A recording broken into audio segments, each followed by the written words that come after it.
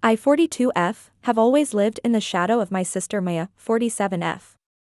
Growing up in an affluent Boston suburb, we were raised by parents, both late 70s, who placed an overwhelming emphasis on achievement and social status.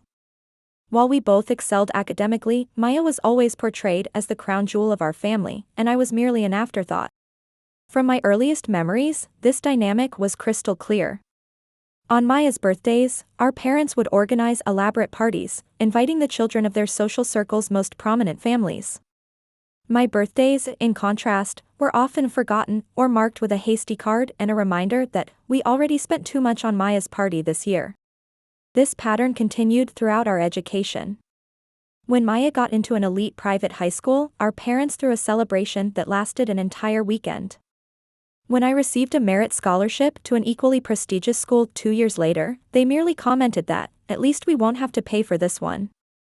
Every achievement of mine was measured against Maya's and found wanting. During our college years, the disparity became even more pronounced.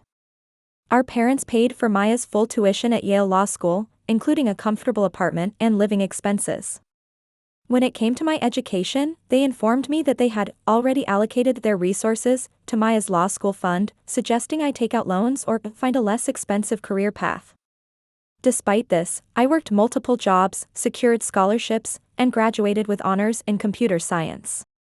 As we entered our professional lives, Maya followed the path our parents had meticulously planned for her, joining a prestigious law firm and climbing the corporate ladder exactly as expected. I carved my own path in the tech industry, building a career through determination and raw talent rather than family connections. The dynamics at family gatherings were always tense. Our parents would parade Maya around, introducing her as our successful daughter, while treating me as if I was invisible. When relatives asked about my career, our mother would quickly change the subject or make dismissive comments like, "Oh, she does something with computers." The constant emotional abuse was subtle but relentless. Despite everything, I managed to build a respectable career. By my early 40s, I had secured a position as a middle manager at a growing tech company, leading a team of developers and earning a comfortable six-figure salary. But in our parents' eyes, this paled in comparison to Maya's achievements as a lawyer. 3 years ago, everything came to a head at Maya's promotion party. She had just made senior partner at her firm, the youngest in the firm's history, as our parents repeatedly reminded everyone. They had rented out the grand ballroom of the Fairmont Copley Plaza, inviting over 200 guests from Boston's elite social circles. I remember every excruciating detail of that evening. The elaborate flower arrangements, the champagne towers, the string quartet playing in the corner. Our parents had spared no expense to celebrate their golden child's success. I sat at my assigned table, somewhat removed from the main family table, trying to maintain a dignified presence despite feeling like an outsider at what was supposed to be a family celebration. When our father stood up to give his speech, I expected the usual praise for Maya. But what followed was beyond anything I could have imagined. Standing before the entire gathering of Boston's legal and social elite, he began by calling Maya their greatest blessing. That part wasn't surprising, I'd long accepted that she was their golden child. But then he started joking about how they should have stopped having children after Maya because the second ones are usually useless anyway. The room erupted in laughter as he continued, saying they could have invested all their time and resources in Maya instead of wasting them on me. My mother stood beside him, nodding and smiling, adding that at least they had one child they could be proud of. The worst part wasn't even their words, it was watching the faces of everyone around me, seeing them laugh as if my public humiliation was nothing more than light entertainment.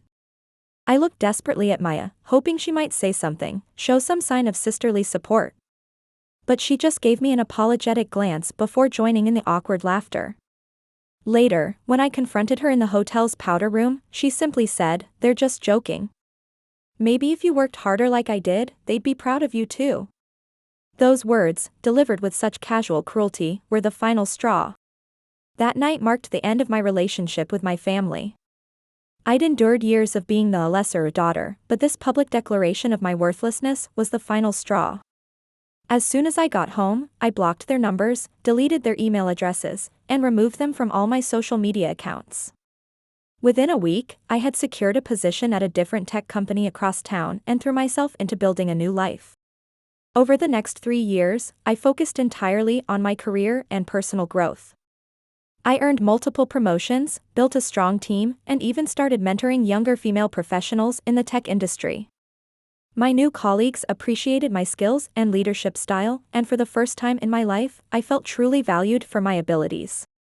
I heard through distant relatives that my parents were concerned about my absence from family gatherings, but their concern never translated into an actual apology. Maya apparently defended their behavior, telling everyone I was being oversensitive and dramatic. She even suggested that my emotional instability was proof that our parents had been right about me all along. Life went on, and I found peace in my independence. I bought a beautiful brownstone in Back Bay, traveled extensively, and built genuine friendships with people who appreciated me for who I am. The weight of constantly trying to prove myself worthy of parental love lifted, and I discovered a sense of self-worth that had nothing to do with comparisons to my sister. Yesterday, after 3 years of silence, I received multiple urgent messages from my parents. The first few came through email, then voicemails on my work phone, and finally text messages from numbers I didn't recognize. They hadn't tried to contact me in months, so I knew something serious must have happened. Despite my better judgment, I unblocked their number and called them back, my heart racing as I prepared myself for whatever news they had. Should I share what they told me? The irony of their situation is almost poetic, and I'm considering a course of action that would finally make them understand the consequences of their behavior. But I want to make sure I'm not letting old wounds cloud my judgment. I've spent the last few hours sitting in my home office, staring at the Boston skyline through my window, contemplating how life can take such unexpected turns. The past 3 years have been transformative for me. I've gone from being the perpetual disappointment to someone my team looks up to. We recently secured a major contract that put our company on the map, and I was instrumental in making it happen. Looking back, I realize how much their constant criticism affected every aspect of my life. In my 20s and 30s, I jumped from relationship to relationship, always choosing partners who treated me the same way my parents did, as if I was never quite good enough. It took years of therapy to understand that pattern and break free from it. Even my career choices were influenced by their dismissal of my achievements. Every time I succeeded, I would downplay my accomplishments, almost apologizing for them. When I received my first major promotion, I didn't even tell them because I knew they would somehow turn it into a comparison with Maya's career. The irony is that while they were so focused on maintaining their perfect image and Maya's perfect reputation, they never saw the strength it took to build a career without their support. Every milestone I reached was through my own determination and hard work. While Maya had their connections and financial support, I had to navigate the corporate world entirely on my own. Now, as I prepare to share what my parents told me, I can't help but reflect on how their obsession with perfection and social status has finally come back to haunt them.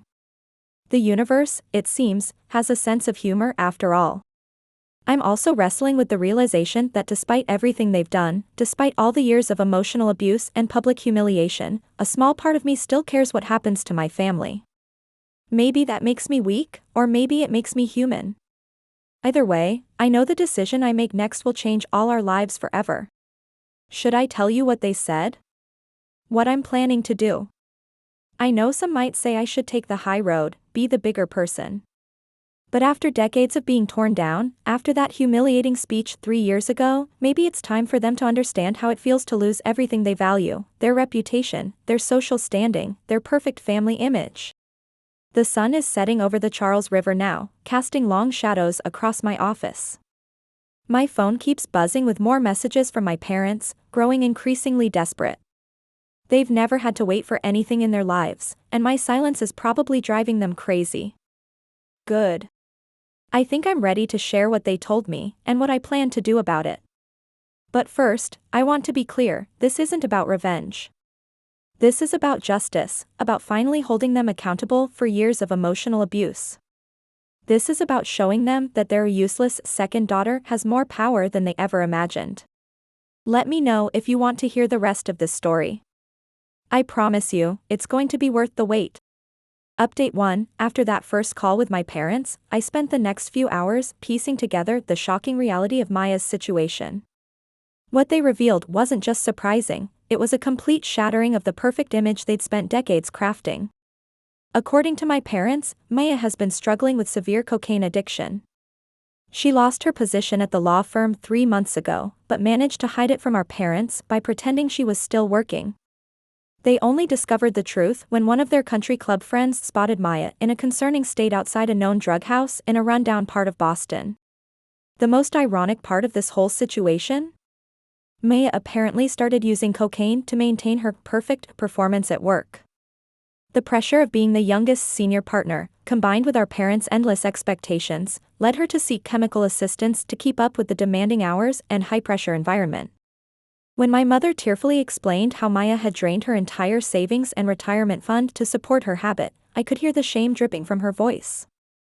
But what struck me most was how even now, their primary concern wasn't Maya's health or recovery, it was their reputation. "We can't let anyone at the club know about this," my mother whispered, as if someone might overhear our phone conversation. "What would people think? We've already had to make excuses for why she hasn't been at recent social events." Then came the part that made my blood boil. My father, in his typical fashion, tried to find someone else to blame for their golden child's fall from grace.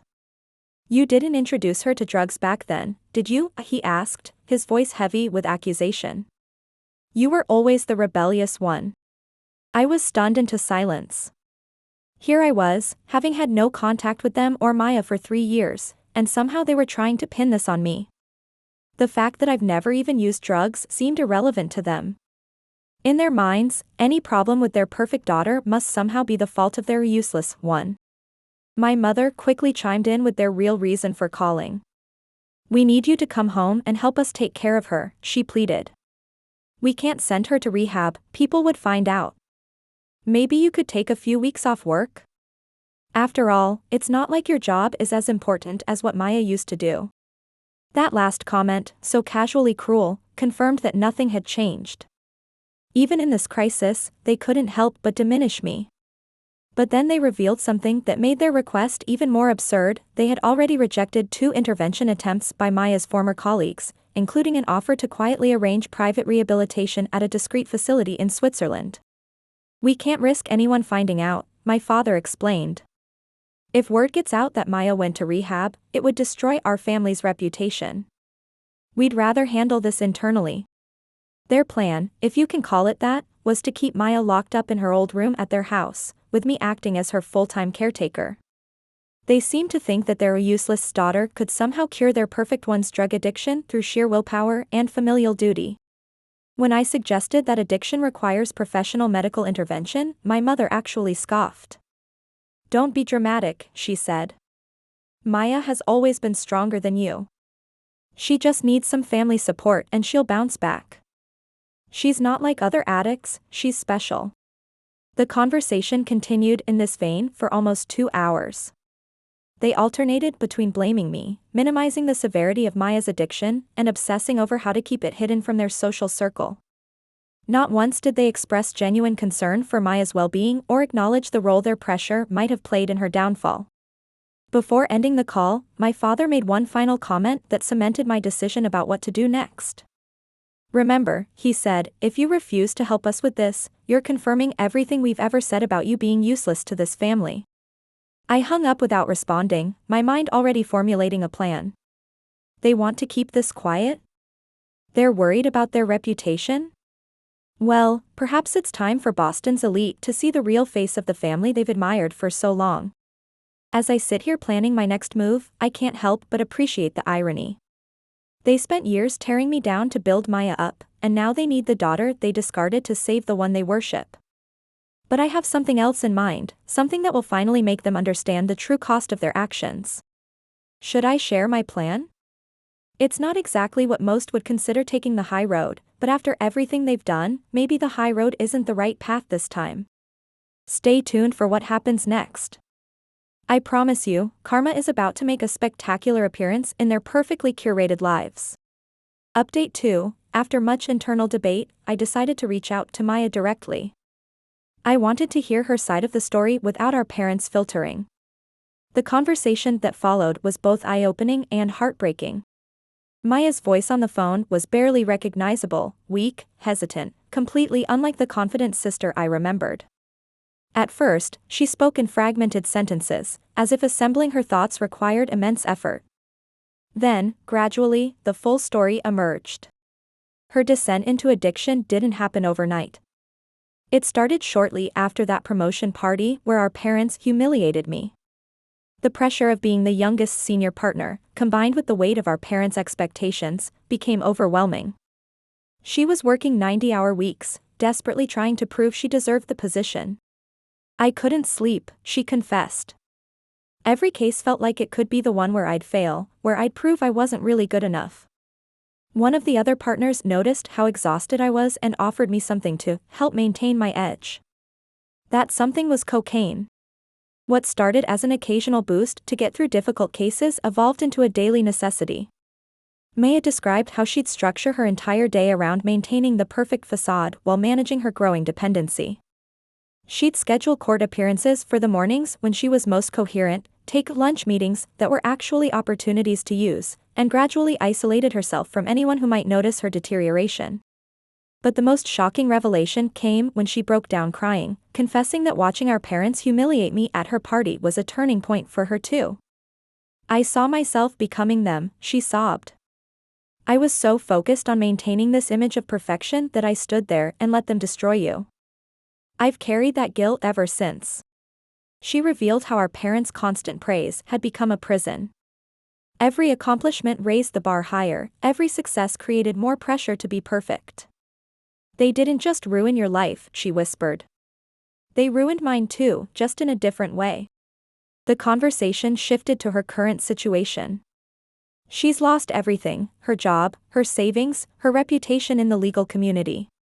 But what terrifies her most is our parents' refusal to let her seek professional help. They keep saying they can handle it privately, she explained, but I know I need real treatment. I'm scared I'll die if I don't get help soon. Maya then did something I never expected, she apologized. Not just a superficial "I'm sorry," but a deep, genuine acknowledgement of her role in my pain. She expressed remorse for every time she sided with our parents, for every moment she basked in their praise while watching them tear me down. You were always the stronger one, she admitted. You built your life despite them, while I built mine to please them. Look where that got me. The irony of this statement wasn't lost on either of us. As we continued talking, Maya revealed more about our parents' current behavior. They've been micromanaging her decline, more concerned with keeping appearances than getting her help. They've created elaborate lies to explain her absence from social events, even going so far as to stage fake video calls where Maya pretends to be working late, at the office she no longer has access to. The most disturbing part was learning how they've been handling her withdrawal attempts. Instead of seeking medical assistance, they've been treating it like a minor inconvenience. When she experiences severe symptoms, they give her sleeping pills and lock her in her old bedroom, telling the housekeeping staff she has a bad flu. I overheard them discussing what to tell the country club members, Maya said with a bitter laugh. They were more worried about maintaining their standing in the club than whether I might need emergency medical care. By the end of our conversation, I had a clear picture of not just Maya's addiction, but the toxic family dynamic that contributed to it. Our parents hadn't created one successful daughter and one failure, they damaged both of us, just in different ways. I want to get proper help, Maya admitted finally.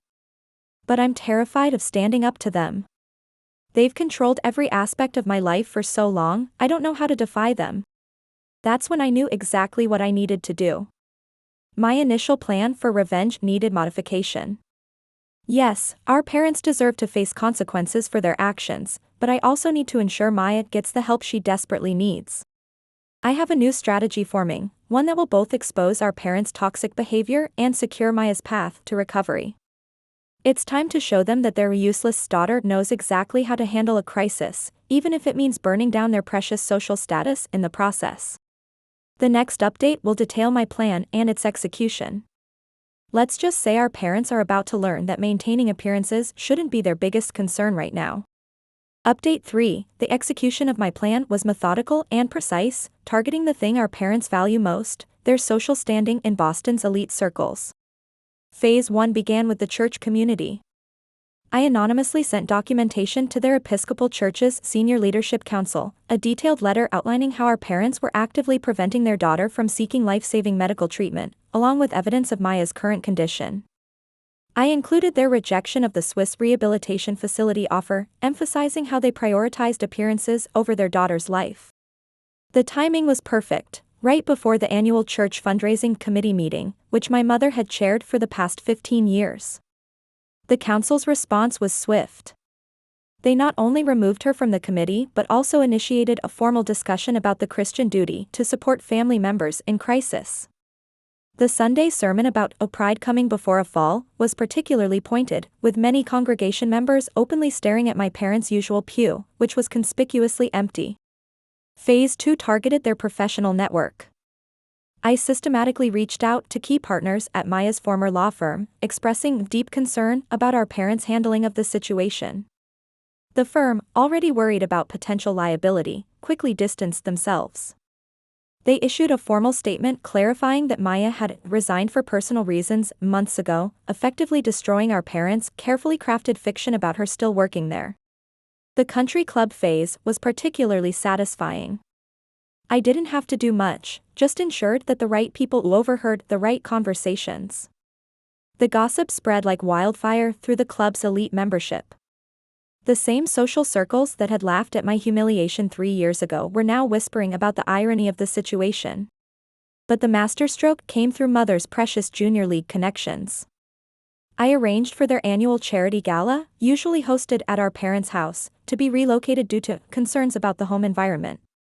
The message was clear: their standing in Boston's social hierarchy was crumbling. As their carefully constructed social world imploded, I implemented the second part of my plan. Working with Maya's former colleagues, I secured her a place at an exclusive rehabilitation facility in Arizona. Far from Boston's prying eyes, it offered her the chance to recover without our parents' toxic influence. The facility's administrative director, after hearing about our parents' interference with previous rehabilitation attempts, agreed to list Maya under an alias. This ensured our parents couldn't manipulate or sabotage her treatment process. When Maya arrived at the facility, she sent me a brief message: "Thank you for being strong enough to do what I couldn't." It was the first step in her journey to recovery, both from addiction and from our parents' suffocating expectations. Our parents' reaction to their social downfall was exactly as I predicted. They called me repeatedly, alternating between rage and desperate pleading. Father's final voicemail was particularly revealing: "How dare you destroy everything we built? We gave you life, and this is how you repay us?" I replied with a single text message: "Consider this my repayment for your years of parenting. Your reputation is experiencing the same thing you did to my self-worth: systematic destruction. How does it feel to be seen as useless in your social circle?" The fallout continues to spread through Boston's elite social circles. Our parents, once celebrated figures at every significant social event, now find themselves quietly uninvited from major functions. Their calls go unreturned. Their usual dinner reservations at exclusive restaurants are mysteriously lost. The whispers and sideways glances they desperately tried to avoid have become their new reality. Last week, I received an unexpected email from Maya's therapist at the rehabilitation center. With Maya's permission, she shared that my sister is making remarkable progress. Free from our parents' toxic expectations and finally receiving professional help, she's beginning to understand how their obsession with perfection contributed to her addiction. The therapist also mentioned something that brought tears to my eyes.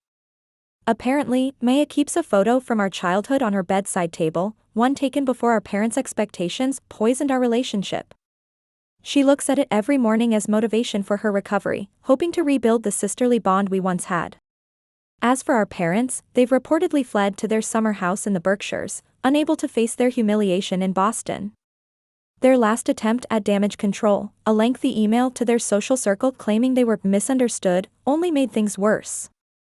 Someone, not me, for once, leaked it to their entire country club membership, leading to their official suspension from the club. Yesterday, I received a letter from one of my mother's oldest friends, a woman who had witnessed my humiliation at Maya's promotion party. She expressed deep regret for not speaking up that night and acknowledged how the community had enabled our parents' toxic behavior for years. Her letter ended with a quote that perfectly summed up the situation: "Sometimes the most loving thing we can do is let someone face the consequences of their actions." Some might say my revenge was too harsh, that I should have found a gentler way to handle the situation. But I disagree. Our parents spent decades building their reputation on the foundation of cruelty and emotional abuse. They used their social standing as a weapon to maintain control and enforce their twisted version of perfection. Now they're experiencing what they inflicted on me, the painful reality of being seen as a disappointment by their peers. Maya continues to make progress in rehabilitation, free from our parents' suffocating presence. She's starting to imagine a future where she defines success on her own terms, not through our parents' warped lens. We're slowly rebuilding our relationship, healing together from the damage our parents inflicted. As for me, I've finally found peace. Though a useless daughter turned out to be the one who could orchestrate both justice and salvation. I've proven that success isn't measured by social status or parental approval, but by the strength to stand up for what's right, even when it costs you everything. Our parents wanted to maintain appearances at all costs. Well, they got their wish, now everyone sees them for exactly who they are.